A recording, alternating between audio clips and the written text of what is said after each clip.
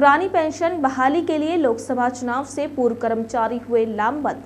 पुरानी पेंशन बहाली की मांग को लेकर राज्य कर्मचारी संयुक्त परिषद उत्तर प्रदेश से संगठन railway union national joint council for action के संयुक्त तत्वाधान में पेंशन रथ बहराइच से चलकर जनपद अयोध्या की सीमा में प्रवेश किया। पेंशन रथ पर सवार इंजीनियर GN सिंह, महासचिव डिप्लोमा इंजीनियर महासंघ का स्वागत केंद्र व राज्य कर्मचारी संयुक्त परिषद के पदाधिकारियों ने किया।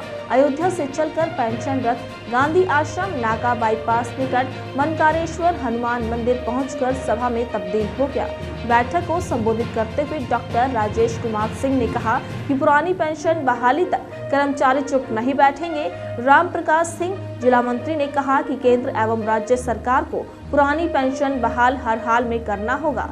सभा पश्चात सैकड़ों कर्मचारियों ने गांधी आश्रम नाका से हनुमानगढ़ी तक पद यात्रा कर्मचारियों एवं जनमान्य को पुरानी पेंशन के लिए जागरूक किया। आपको बता दें, पुरानी पेंशन बहाली रथ यात्रा कार्यक्रम सभा का संचालन अश्विनी कुमार तिवारी, मंडल उपाध्यक्ष NRMU एवं अध्यक्ष था अरविंद कुमार सिंह, जिलाध्यक्ष राज्य कर्मचारी संयुक्त परिषद ने की।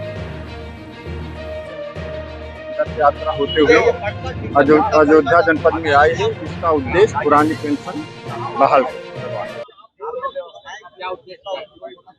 पुरानी पेंशन कर्मचारियों को दिलवाने का उद्देश्य है। इसी उद्देश्य से रथ यात्रा अयोध्या में आई। गेस्ट के रूप में आदरणीय GN सिंह, जो डिप्लोमा इंजीनियर संघ के प्रांतीय पदाधिकारी, और आदरणीय नरेंद्र पाल सिंह, जो पंचायती राज सफाई कर्मचारी संघ के प्रदेश अध्यक्ष। सरकार से मांग करते हैं कि सभी कर्मचारियों को बुढ़ापे की लाठी पुरानी पेंशन दे दें। हम लोग अभी तो बहराइच से आए हुए हैं। 16 तारीख से ये प्रदेश में पेंशन रथ यात्रा निकली है कानपुर से, और ये पूरे प्रदेश में घूम रही है। अलग अलग टीमें बनाई गई हैं।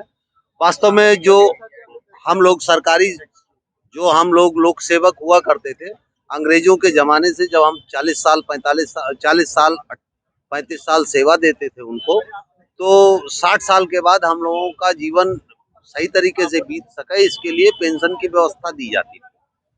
वो पेंशन की व्यवस्था 2004 में अटल बिहारी वाजपेयी सरकार ने समाप्त कर दी थी।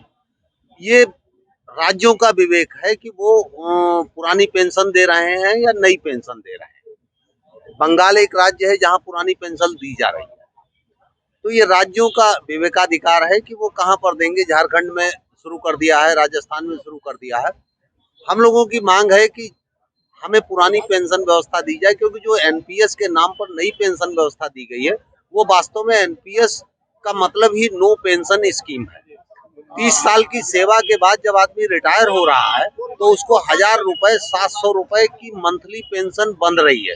उसका कारण है कि एक व्यवस्था सरकार ने दी कि 10% कर्मचारी अपना देगा। ये विधायकों को पुरानी पेंशन की व्यवस्था मिल रही है, मंत्रियों को मिल रही है, सांसदों को मिल रही है। वही व्यवस्था हमको दिया। हमको नया या लालीपाप झुनझुना नहीं चाहिए। हमें पुरानी जो व्यवस्था अंग्रेजों के जमाने से चली आ रही थी, पुरानी सरकारों ने 70 साल जो व्यवस्था लागू रखी, उसी व्यवस्था को हमें रखा जाए। हम नई अपडेटेड व्यवस्था के बिल्कुल पक्ष में नहीं।